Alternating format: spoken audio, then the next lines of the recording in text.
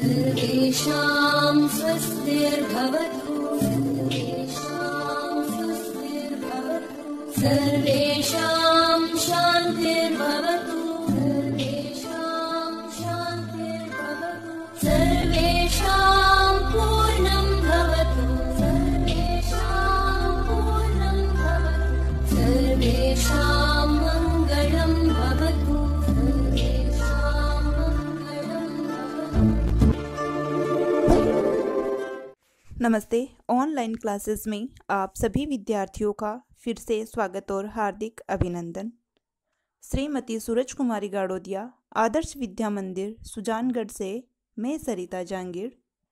आज हम कक्षा सप्तमी विषय हिंदी वसंत भाग 2 के पाठ 10 अपूर्व अनुभव का अध्ययन करेंगे। जैसे कि पाठ के नाम से ही पता चल रहा है, अपूर्व अनुभव एक ऐसा अनुभव जो पहले कभी भी अनुभव नहीं किया था या महसूस नहीं किया था। इस पाठ के जो लेखक है उनका नाम है तेत्सुको कुरियानागी। ये जो लेखक है तेत्सुको कुरियानागी, इन्होंने इस पाठ को जापानी भाषा में लिखा था। यह एक जापानी लेखक है और इस पाठ का हिंदी में अनुवाद किया था पूर्वा यागिक कुशवाहा ने। और यह एक ऐसा अनुभव है जो कि उन्होंने अपने विद्यालय के समय में, अपने विद्यालय में रहते हुए अनुभव किया था। लेखक ने यहाँ जो बताया है, ये जो है अपूर्व अनुभव पाठ है, इसमें 2 जो मित्र है उनके बारे में बताया है, जिनमें से एक मित्र का नाम है यासुकी चान, जो कि एक लड़का है और उसे पोलियो है, और दूसरे मित्र का नाम है तोतो चान, जो कि एक लड़की है। इनका वर्णन लेखक ने इस पाठ में किया है। आइए अब हम पाठ का अध्ययन करते हैं। सभागार में शिविर लगने के 2 दिन बाद तोतो चान के लिए एक बड़ा साहस करने का दिन आया था। किसके लिए? तोतो चान के लिए एक साहस करने का दिन आया था। इस दिन उसे यासुकी चान से मिलना था। इस भेद का पता न तो तोतो चान के माता पिता को था और न ही यासुकी चान के माता पिता को था। उसने यासुकी चान को अपने पेड़ पर चढ़ने का न्योता दिया था। किसने? तोतो चान ने यासुकी चान को पेड़ पर चढ़ने का न्योता दिया था। तोमोए में हर एक बच्चा बाग के एक एक पेड़ को अपने खुद के चढ़ने का पेड़ मानता था। तोमोए कहाँ है? तोमोए जापान में है। वहाँ पे हर एक बच्चे के लिए एक एक पेड़ निश्चित होता था और वह उसे अपने खुद के चढ़ने के लिए मानता था। तोतो चान का पेड़ मैदान के बाहरी हिस्से में कुहोन बुत्सु जाने वाली सड़क के पास था। कहाँ था? कुहोन बुत्सु जाने वाली सड़क के पास था, जो कि जापान में एक जगह है। बड़ा सा पेड़ था, उसका चढ़ने जाओ तो पैर फिसल फिसल जाते, क्योंकि वो पेड़ सीधा और बड़ा था। उस पर अगर चढ़ने जाओ तो पैर क्या है, बार बार में फिसल जाते हैं। पर ठीक से चढ़ने पर जमीन से कोई 6 फुट की ऊंचाई पर एक द्विशाखा तक पहुंचा जा सकता था। द्विशाखा यानी जो कई बार आप पेड़ देखते हो जिसकी 2 शाखाएं होती है, जिसमें बैठने के लिए बीच में जगह बनी हुई होती है, वह होते हैं द्विशाखा वाले पेड़। बिल्कुल किसी झूले सी आरामदेह जगह थी। यह तोतो चान अक्सर खाने की छुट्टी के बाद कहाँ जाता था? उसी पेड़ पर बैठने के लिए जाती थी। समय या स्कूल के बाद ऊपर चढ़ी मिलती। वहाँ से वह सामने दूर तक ऊपर आकाश को या नीचे सड़क पर चलते लोगों को देखा करती थी। कौन? तोतो चान उस पेड़ पर बैठ के स्कूल के समय या छुट्टी के समय या स्कूल के बाद ऊपर चढ़ी मिलती और वहाँ से आने जाने वाले लोगों को देखती रहती थी। बच्चे अपने अपने पेड़ को निजी संपत्ति मानते थे, यानी वह खुद का मानते थे। किसी दूसरे के पेड़ पर चढ़ना हो तो उससे पहली पूरी शिष्टता से माफ़ कीजिए, क्या मैं अंदर आ जाऊं? यानी कि झुककर पूरी शिष्टता से, विनम्रता से पहले पूछते थे कि माफ़ कीजिए, क्या मैं अंदर आ जाऊं? ये पूछना पड़ता था। यासुकी चान को पोलियो था, इसलिए वह न तो किसी पेड़ पर चढ़ पाता था और न किसी पेड़ को निजी संपत्ति मानता था। अतः तोतो चान ने उसे अपने पेड़ पर आमंत्रित किया था, पर यह बात उन्होंने किसी से नहीं कही। क्यों नहीं कही? क्योंकि उन्हें लग रहा था कि अगर कोई बड़े सुनेंगे तो उन्हें जरूर डांटेंगे। क्यों? क्योंकि यासुकी चान के पैर में पोलियो था और वह ऊपर नहीं चढ़ पा रहा था। घर से निकलते समय तोतो चान ने माँ से कहा कि वह यासुकी चान के घर डेनेनचोफू जा रही है। कहाँ जा रही है? यासुकी चान के घर डेनेनचोफू जा रही है।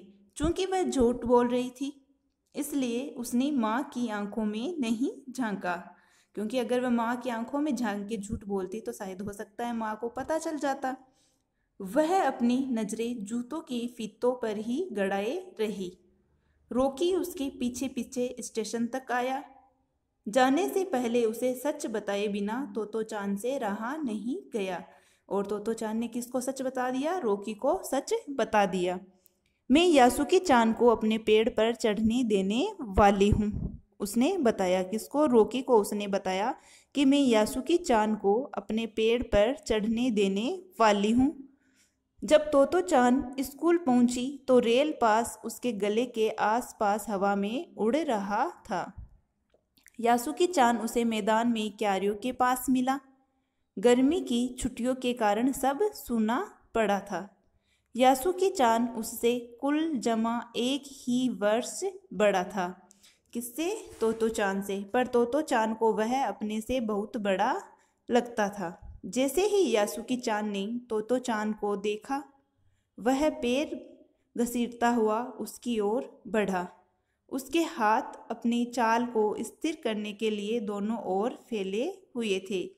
क्यों? क्योंकि उसके पैर में पोलियो था ना, इसलिए वह ठीक से चल नहीं पाता था। तोतो चान उत्तेजित थी। वे दोनों आज कुछ ऐसा करने वाले थे जिसका भेद किसी को भी पता न था। वह उल्लास में ठिठियाकर हंसने लगी, यानी बहुत ज़्यादा खुश हो रही थी। यासुकी चान भी हंसने लगा। जब तोतो चान हंस रही थी तो उसको देखकर यासुकी चान भी हंसने लगा। तोतो चान यासुकी चान को अपने पेड़ की ओर ले गई और उसके बाद वह तुरंत चौकीदार के छप्पर की ओर भागी, जैसा उसने रात को ही तय कर लिया था कि उसे क्या क्या करना है। वहां से वह एक सीढ़ी घसीटती हुई लाई। उसे तने के सहारे ऐसे लगाया जिससे वह द्विशाखा तक पहुंच जाए। वह कुर्सी से ऊपर चढ़ी और सीढ़ी के किनारे को पकड़ लिया। तब उसने पुकारा, ठीक है, अब ऊपर चढ़ने की कोशिश करो। किसको कहा उसने? यासुकी चान को कहा कि ठीक है, अब ऊपर चढ़ने की कोशिश करो। यासुकी चान के हाथ पैर इतने कमजोर थे कि वह पहली सीढ़ी पर भी बिना सहारे के चढ़ नहीं पाया। इस पर तोतो चान नीचे उतर आई और यासुकी चान को पीछे से धकियाने लगी। पर तोतो चान थी और छोटी और नाजुक सी, इससे अधिक सहायता क्या करती। यासुकी चान ने अपना पैर सीढ़ी पर से हटा लिया और हताश से सिर झुकाकर खड़ा हो गया। वह निराश हो गया क्योंकि उससे चढ़ा नहीं जा रहा था। तोतो चान को पहली बार लगा कि काम उतना आसान नहीं है जितना वह सोचे बैठी थी। अब क्या करे वह? फिर वो सोचने लगी। यासुकी चान उसके पेड़ पर चढ़े, यह उसकी हार्दिक इच्छा थी, यानी उसकी बहुत इच्छा थी कि यासुकी चान उसके पेड़ पर चढ़े। यासुकी चान के मन में भी उत्साह था। वह उसके सामने गई। उसका लटका चेहरा इतना उदास था कि तोतो चान को उसे हंसाने के लिए गाल फुलाकर तरह तरह के चेहरे बनाने पड़े। ठहरो, एक बात सूझी है, वह यासुकी चान से कहती है कि ठहरो, एक बात सूझी है। वह फिर चौकीदार के छप्पर की ओर दौड़ी और हर एक चीज उलट पुलट कर देखने लगी। सभी चीजों को वह इधर उधर करके देखने लगी। आखिर उसे एक तिपाई सीढ़ी मिली जिसे थामे रहना भी जरूरी नहीं था, यानी उसको पकड़ के रखना भी जरूरी नहीं था। वह तिपाई सीढ़ी को घसीट कर ले आई तो अपनी शक्ति पर हैरान होने लगी। तिपाई की ऊपरी सीढ़ी द्विशाखा तक पहुंच रही थी। देखो, अब डरना मत, उसने बड़ी बहन की सी आवाज में कहा, यह डगमगाएगी नहीं। उसने यासुकी-चान को कहा कि डरना मत, अब यह नहीं डगमगाएगी। यासुकी-चान ने घबराकर तीपाई सीढ़ी और पसीने से तरबतर तोतो-चान की ओर देखा। उसे भी काफी पसीना आ रहा था। उसने पेड़ की ओर देखा और तब निश्चय के साथ पांव उठाकर पहली सीढ़ी पर चढ़ा। उन दोनों को यह बिल्कुल भी पता न चला कि कितना समय यासुकी-चान को ऊपर तक चढ़ने में लगा, क्योंकि वह पेड़ से ठीक तरह से चढ़ नहीं पा रहा था, इसलिए उसे बहुत ज़्यादा समय लगा। सूरज का ताप उन पर पड़ रहा था, पर दोनों का ध्यान यासुकी-चान के ऊपर तक चढ़ने में रमा था। तोतो-चान नीचे से उसका एक एक पैर सीढ़ी पर धरने में मदद कर रही थी। उसने सिर से उसके पिछले हिस्से को भी स्थिर करती रही। अपने सिर से वह उसके पिछले हिस्से को भी स्थिर करती रही। यासुकी-चान पूरी शक्ति के साथ जूझ रहा था और आखिर वह ऊपर पहुंच ही गया। इस तरह से तोतो-चान ने बड़ी ही मेहनत और लगन से यासुकी-चान को ऊपर चढ़ाने की कोशिश की और इसी पाठ के आगे का भाग पेड़ पर चढ़ने के बाद उन दोनों ने किस तरह से अपने अपूर्व अनुभव को अनुभव किया, आगे की वीडियो में पढ़ेंगे। तब तक के लिए धन्यवाद।